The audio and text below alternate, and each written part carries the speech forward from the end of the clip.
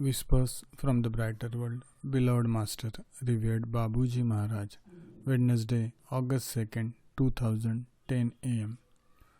My son cogitates. He may have to change his plans.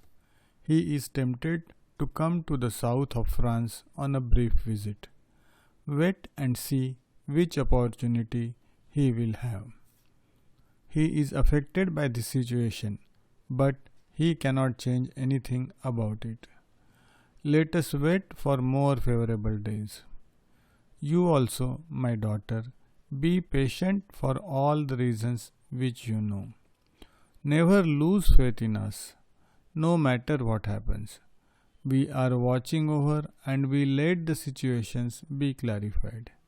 The evil must end up being cleared away to leave room for God's intentions.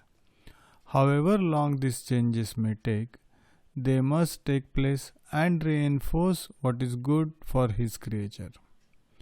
Once and for all, it is necessary to go until the end so that the taboos of this influence, which has weighed on the world for centuries, are eventually released.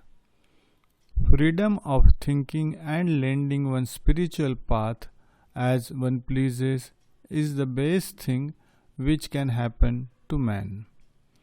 When each individual is respected for their profound aspirations, provided they don't harm their neighbor, it will be the beginning of a new era on earth and a true blessing for humanity. Babuji. Thursday, August 3rd, 2009 am. Don't feel worried for M and J. Let time do its work. They are not wasting their time currently. This country, with the terrible misery in which part of the population is intolerable to observe. They will surely draw some conclusions from that. They had to go through this experience to get an approximate idea of the situation. It is not simple. Only time thereto will be able to mitigate these differences. Men of goodwill have to negotiate intelligently to avoid a bloodbath. Much diplomacy will be necessary. Anger is thundering rightly.